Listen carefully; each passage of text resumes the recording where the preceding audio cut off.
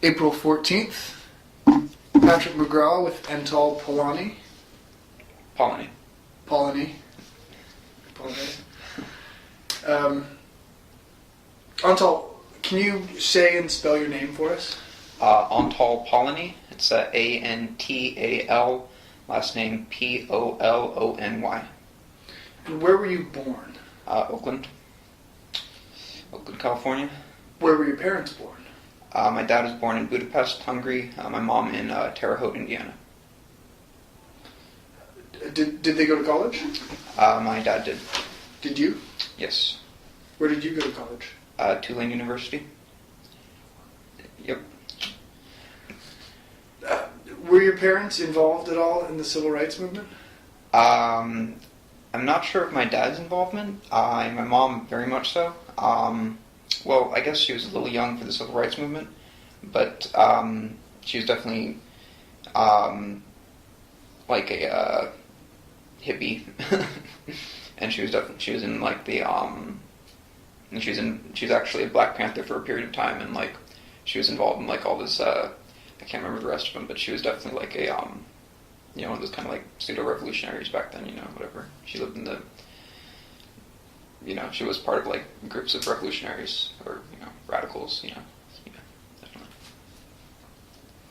Definitely. Do you feel a strong affinity for either Dr. King or Huey Newton and Bobby Seale and the Panthers?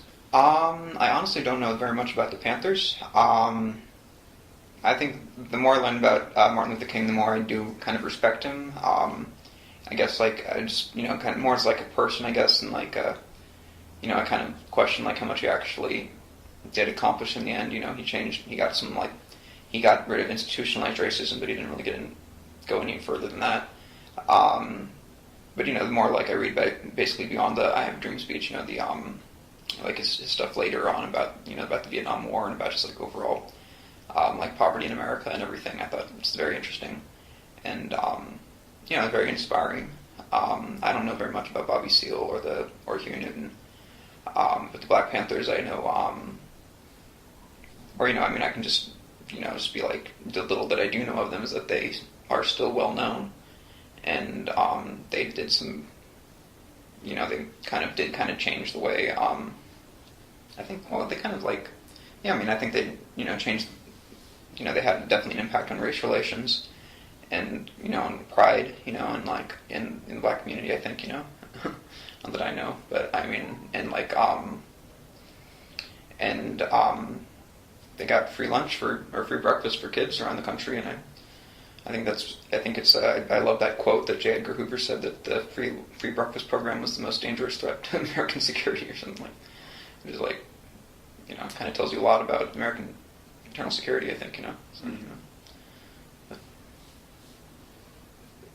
So moving into today's realm, we have Occupy, which can be seen as a continuation of this struggle for civil liberties. And it started in September in New York. Is that the first time you became aware of it? Yeah, well, I actually moved on September 16th, so right before, like literally the day before Occupy even started. So and then I didn't get internet until like a month afterwards, and so I actually didn't even really know very much about it until like I didn't even know there was a camp in Oakland until like a week or two after it had started. Yeah, I heard about it through the grapevine after that, like probably around like early October, late October, like mid-October. Yeah. You heard about Occupy Oakland? In late October? Yeah, well, I almost was kind of dismissing it at first, just because I was like, I'm very cynical. Mm-hmm. Basically, before Occupy came around, especially, I was very cynical about just kind of this country in general and like its ability to, or just just general apathy in my generation and just like people not really knowing how to express themselves and deal with how things are, just how fucked up things are, and how everybody seems to, either they're completely unaware of it or they just don't really think that they just don't give a shit or something, I don't know. And so, I just didn't it was very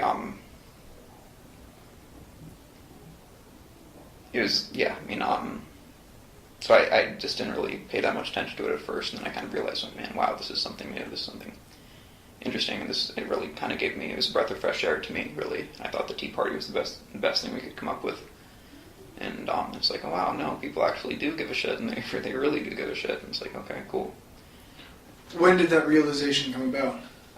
Probably when I saw the camp for the first time, in Oakland. Like, it was just like, and that's great to me too, because I'm from Oakland, and I just, it's just like, that's maybe just like, it's like, damn, that's my city that did that, and like, these are just regular people, that like, the kind of people that don't look any different from you and me, or, people just you can meet anywhere, just like, really taking it on themselves, doing very courageous stuff, I think, and very noble and very very needed,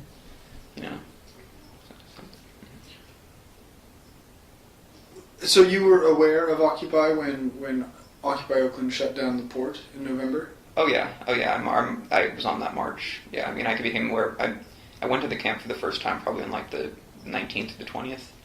I remember I went there for the first time to try to actually like participate on like the 24th, which was like the day before they got shut down for the first time. And then it just, I was kind of working part-time, so it didn't happen. But yeah, so I was on the march to shut down the port. There's been a criticism that Occupy has no message. Mm-hmm. Do you agree with that? No, not at all. It has too many messages. What it comes down to is just people who just are just, people are just pissed, basically. I think it really comes down to just this huge kind of just realization that that nobody's, that the political system can't, people kind of just being basically completely disillusioned by the political system, and it's basically its inability to meet the challenges of the day, and this is what it took basically to get people's attention to inequality in this country, which it's just like we never heard about the 99% or the 1% until Occupy came around, and it's just like that was always just really frustrating to me, and I think it's like so it's like, because, so yeah, it took it, and then Obama had his speech on the 12th of December 12th, which is kind of like an indication at least that we'd gotten people's attention, Your blog mentions the possibility of working on a political campaign. Mm-hmm. Do you feel through Occupy more integrated with the political system? Well, it's kind of an accident, San Pablo Corridor Coalition is literally the first phone number we were given by somebody in the community, in the Outreach Collective, which is just another subset of Occupy. Because they conduct cleanups at this park, this really nasty park on 32nd and San Pablo. St. Andrews. Yeah, it's basically just a drug park, I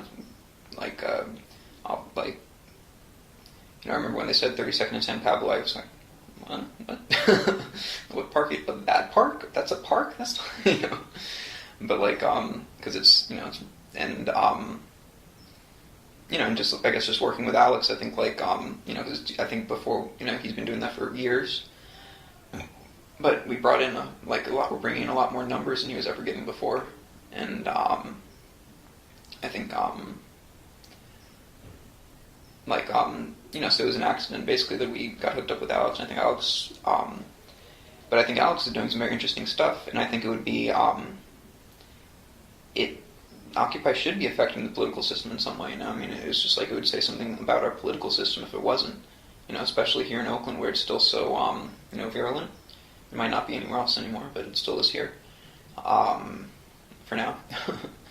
And, I think, it should be affecting, if this, and just the way Alex has already been a community organizer for so long, it's kind of coincidental that he was running for office at the same time that we hooked up with him. And so it's kind of like a good way to I think you like the way I see it is to use each other for mutual gain, basically. You know, like Occupy can use him to do a lot of good in the community we couldn't have done the stuff we've been doing if it wasn't for him, and he couldn't have done a lot of the stuff that he's accomplished over the last 2 months if it wasn't for us, you know. Or not a lot of the stuff, but just as far as the cleanup stuff on Saturdays, you know, and the community garden, but you know.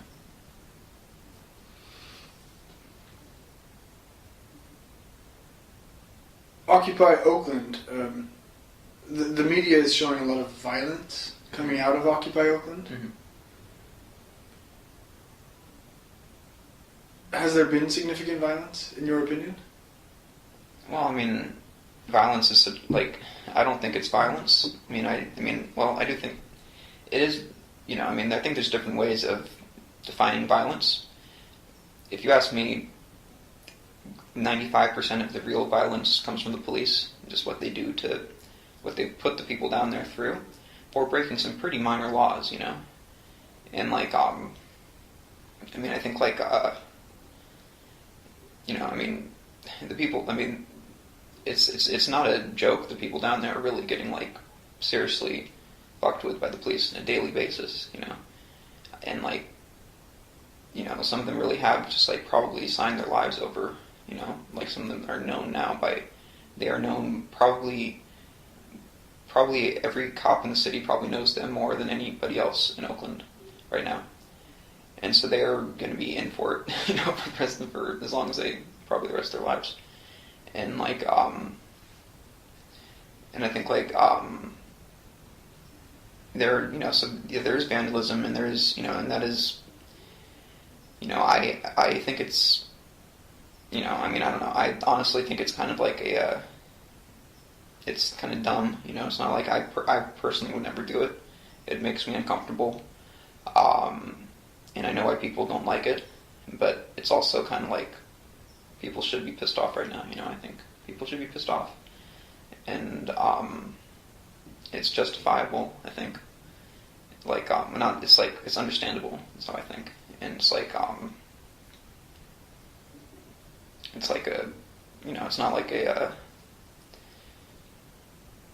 it's, you know, they're doing a lot worse in other countries right now, you know, and it makes us, it's a very strong statement, you know. It causes a lot of controversy, a lot of people get pissed off, but it also gets everybody talking about it, you know, so. Do you think it helps or hurts Occupy? Probably hurts, you know. I mean, probably hurts it, you know. But like, I mean, and you know, and it's up for debate, like who's even doing it, you know. I mean, like, I don't know. I mean, it's just like, and there's nothing to do. There's like, I don't know. It probably hurts it in the court of public opinion, but like overall, but it does like get more it gets people listening, you know, and in a way it also galvanizes the people that are there already, you know. Like, I mean, brooms, we started brooms right after January 28th, which was after the move-in day. A bunch of people, including myself, got arrested. You know, for a really awful, for terrible reason, I thought, you know. But then the next day, the only thing anybody remembers now is the people trashing City Hall. And, you know, which I didn't even know about when I got arrested. So, you know, but like, but then we started it immediately afterwards, kind of like to, you know, like, keeps everybody engaged, you know, everybody, it does kind of, if there's a good thing about it, if there's still, it just kind of shows how much energy and passion there is still down there that really has nowhere to go, basically. And it's, you know, it might spin itself into exhaustion, and we'll see. But, yeah, who knows? How many broomers are there? We have like 20, I think we have like 22 people on the listserv, and we get like maybe like 8 to 10 people, through, on the weekends. And, but one of the cool things about it though is a lot of them are not Occupy people. like a lot of them are people just friends of my mom or friends of mine, and who just will just show up and want, you just have, want to pitch in. And that's kind of what Occupy should be. There shouldn't be people who are just like occupiers, whatever. It's supposed to be everybody, or. And you mentioned that on your blog when you had a barbecue at the Market Street Garden. Well, we haven't yet, but yeah. 28th Street. Yeah. 28th Street Garden. Yeah. You mentioned what a beautiful thing it was to see Occupy rubbing shoulders with, quote unquote, the actual community. Yeah. Do you see brooms as a way of increasing that relationship? Yeah, completely. I mean, it's like as far as I can, like, it's just kind of brooms has a very, like, it's not very political. Like, so it's definitely open to that criticism within Occupy. It doesn't really have any. We'll call it like toothless. But it's kind of like, it's just like a good service, and it's kind of just like, I think it's like it's a way to show community solidarity. It's kind of just like all this stuff, and it's just like how much help Oakland needs, but how much really Oakland can help itself. There's just some articles just the other day that it's like Oakland spends like $3.2 million cleaning up illegal dumping every year. That's money Oakland doesn't really have, and like it's just like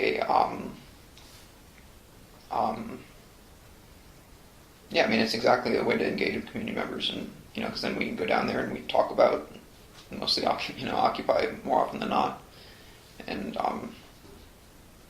but that's stuff we couldn't have done without Alex, basically, because Alex knew those people, and they knew him, liked him, trusted him. So when he said, we're going to have a barbecue here, we're going to plant a community garden here, they actually showed up. If I just went down there and started telling people, hey, we're going to start a community garden here, they'd be like, who the fuck are you? So.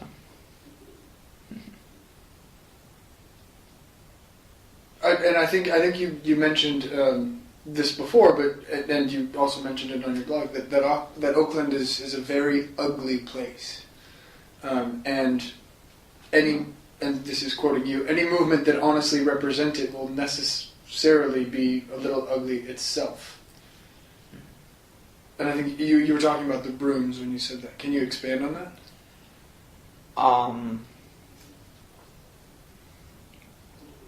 Well, there's a lot of, I think one of the reasons it caught on so strongly here, as opposed to in San Francisco or Berkeley, basically because Oakland has the radical politics, the history of radical politics, but it also has a lot more misery than San Francisco or Berkeley. And it's like Oakland is in a lot of, I don't think Oakland is an ugly place in total, but in a lot of ways it's, there's a lot of very ugly parts of it. Very ugly sides of it. So I think it is any movement that represents Oakland the Black Panthers were not pretty in a lot of ways, and I think that's the same. Yeah, Occupy will if anybody goes there and is going to express their grievances, they're going to have a lot of grievances.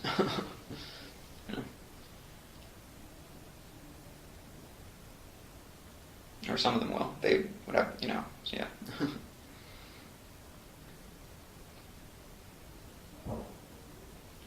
Before you became involved with Occupy, and specifically Occupy Brooms, and specifically Alex Miller Cole, did you see yourself as capable of influencing change? Well, I'd never imagined that Occupy would ever come around, so I'm a writer, so I try to think of myself as somebody who can have some kind of role in the public voice, maybe one day.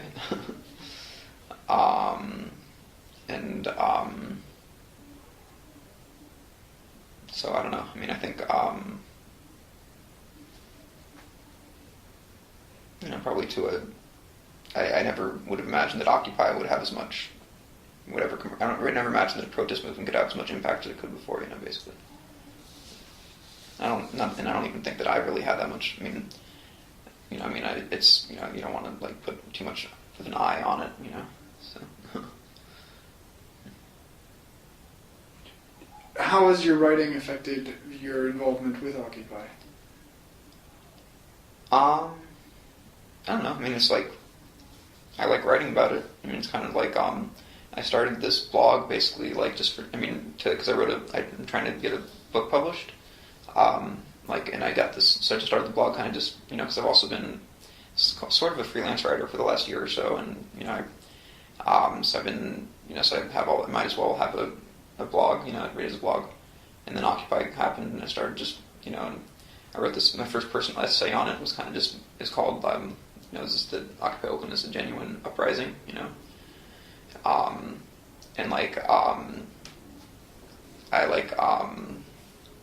I like writing about it, and it's also because a lot of my writing just kind of is about Oakland, and I think Occupy Oakland is just very, I just think it's about Oakland, about as much as it is about the rest of the country, and I think it's fascinating to me, I really, and and inspiring, and it's just, so yeah, it's been a good way for me to process my thoughts about it, and get my arguments down, so.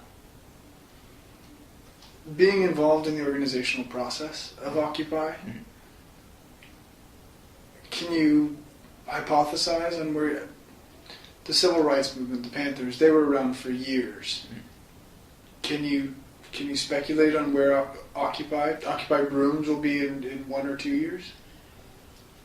Well, it's very hard to say. I mean, it's such a long period of time for Occupy. Like, Occupy time is very, very fast. It's kind of like, I remember just like, there's periods of time where it's just like every day seems like there's something else that you really just have to do that day, or else it's just time has passed, So, I mean, I don't know. I mean, I'm on, like, it's the next, like, big action is on May Day. And we had our, like, we had a General Assembly last weekend when we first started actually talking about it, like, what we want to do on May Day. Some people want to reoccupy Oscar Grant Plaza. Some people want to have this. Then there's, like, there's a faction of, of March from Fruitvale that is going to be permitted. And that's, like, it's kind of a big controversy for Occupy. But then it's, like, if it wasn't permitted, then a lot of people who have, like immigrants, basically, wouldn't participate, and if they went to Oscar Grant Plaza, they wouldn't participate because it means they could get arrested and then get deported, and they're not going to risk that. So it's kind of like it's kind of a soul searching thing for and like that's kind of what I'm getting more and more. Is kind of just I honestly I think that like Occupy might not last that much longer. Just because I think since the camps are gone, it's kind of hard to occupy, and it's it's just the risk of arrest and everything now is just tenfold greater. People know exactly, like the cops know what to do now. They know to just arrest us immediately, and they've shown that they are willing to do it. And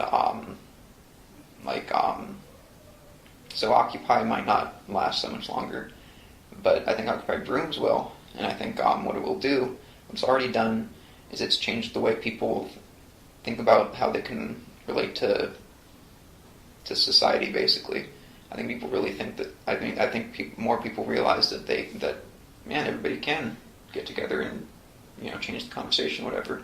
Like SOPA and PIPA, I thought are a great example.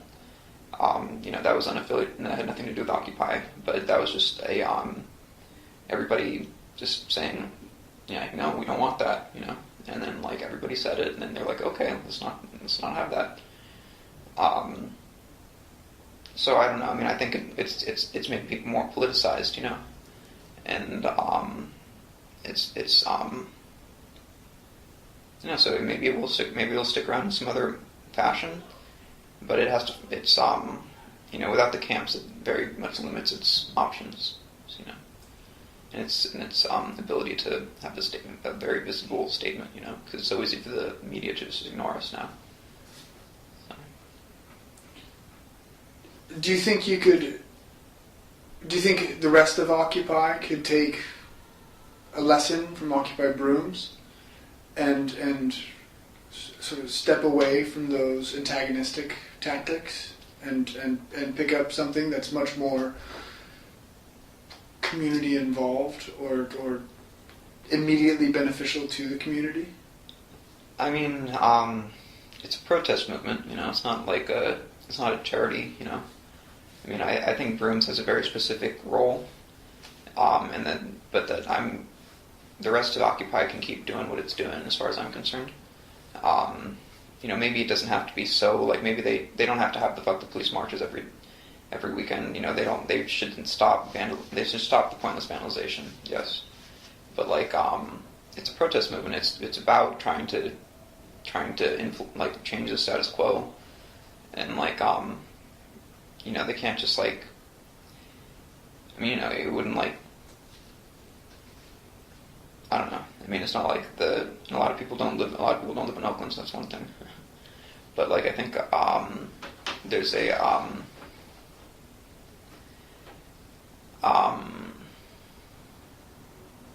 I mean, it has to be about the larger things as well as the smaller things. I think it's a it has to get stuff that gets people's interest. I don't think there's a way to you can't just, people are doing this, people are just doing all this stuff for free, it's not like, and it's when they find stuff on the day-to-day basis to devote their energy to, I think foreclosure defense, school closures, service cuts, these are all things that I think more people will start realizing that they can just protest, and labor issues. I mean, I think it's pretty tricky to try to corral it into doing one certain thing, that's what I think. But it should be protesting. It should still be, people should just be pissed off. I'm totally fine with that. I think we should be more pissed off now that they just basically just repressed us, pretty effectively.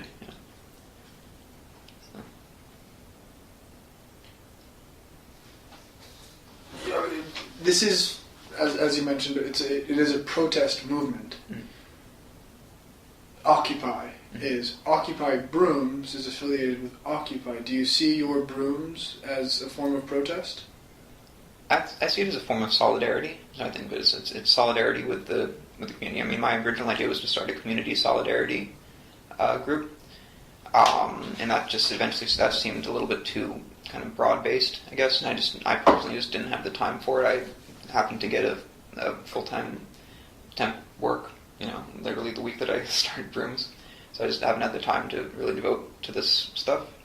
But I think so that will change in a couple months, but which is not a good thing, but we'll see. But I think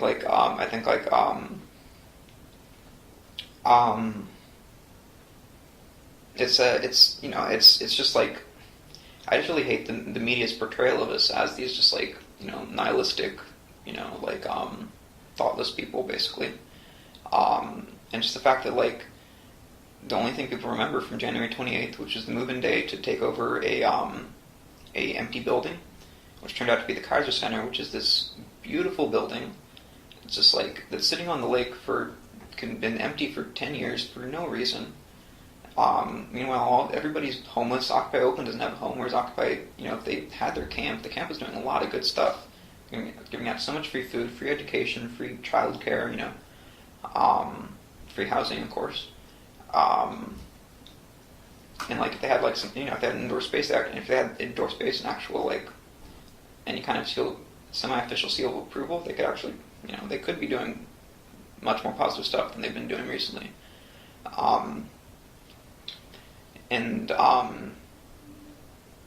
So I think that statement in itself was to go take over a building is not a bad statement at all. I think people would be like, well, okay, I can see it. Maybe if they wouldn't do it themselves, be like, well, and I think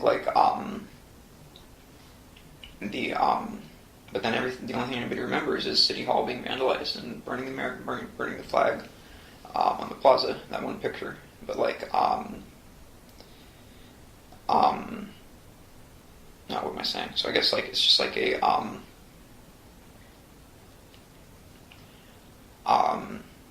if it's about like, so my point is that like people can talk to us and realize we actually have all thought out this stuff, a lot. Everybody at Occupy cares so much about this stuff. You see the emails. It's like, you're on one of these listservs for these emails, and you get like 10 emails a day, and each one is like 3 pages long of everybody just going through their thoughts. And it's like people really do care a lot about this stuff, and they have like a lot of themselves invested in it, and they don't mean to be doing any harm. And